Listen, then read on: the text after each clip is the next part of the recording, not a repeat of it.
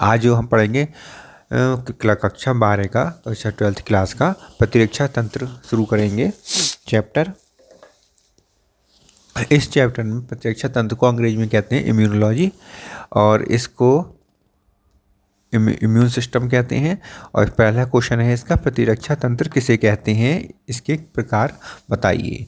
तो प्रतिरक्षा तंत्र किसे कहते हैं इसके बारे में समझेंगे, फिर इसके प्रकार क्या होते हैं उसके बारे में एक एक करके वर्णन करेंगे।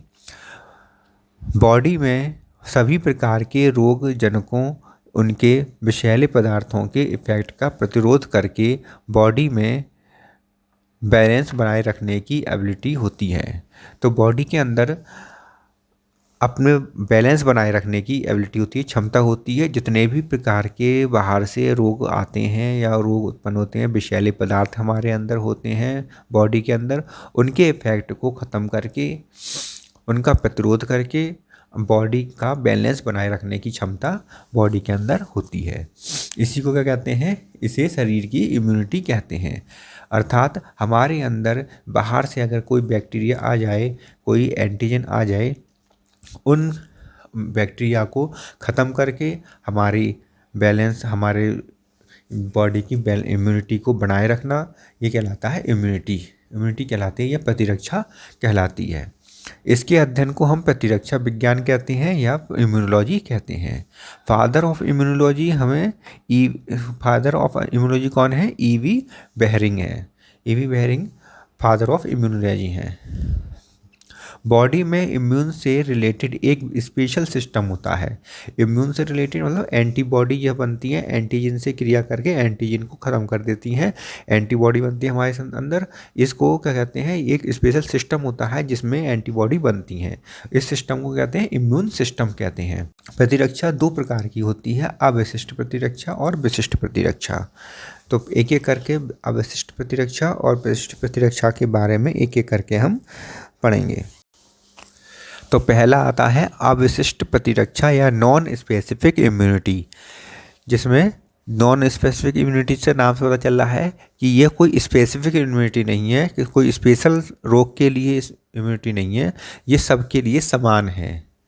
अर्थात रोगजनक आक्रमणकारी या प्रतिजनों जो एंटीजन होते हैं में विभेद करने की क्षमता नहीं होती। तो इसमें क्या होता है कि रोगजनक जो आक्रमणकारी हैं या प्रतिजन जो है, एंटीजन जो है, उनमें विभेद नहीं कर सकते कि कौन सा एंटीजन कौन से बीमारी का है, उसमें विभेद नहीं कर सकती है ये प्रतिरक्षा।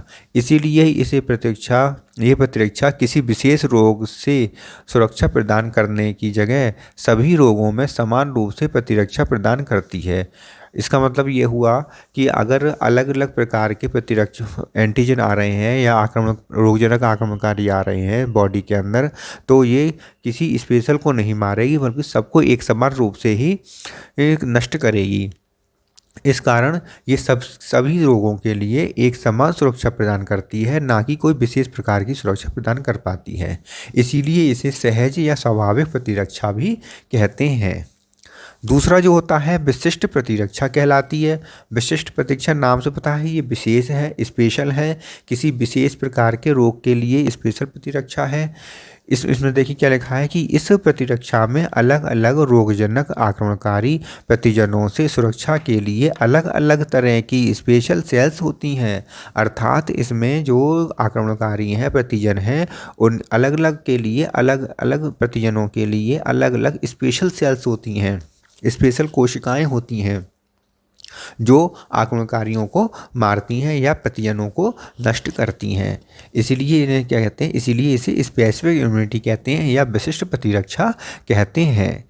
ये एंटीजन के प्रभाव से उत्पन्न होती हैं, अतः इसे उपार्जित प्रतिरक्षा भी कहते हैं। अर्थात ये जो विशिष्ट प्रतिरक्षा है जो हमारे जन्म से नहीं होती हैं, इस कारण ये जन्म से तो नहीं होती हैं, केवल रोगजनक जब हमारे बॉडी में आता है तब उसके प्रति जो सुरक्षा एंटीबॉडी बनती हैं, तो इस कारण क्या होता है कि एंटीजन के प्रभाव से ही एंटीबॉडी का निर्माण होता है, और इस कारण हम इसे कहते हैं कि ये उपार्जित प्रतिरक्षा कहलाती है।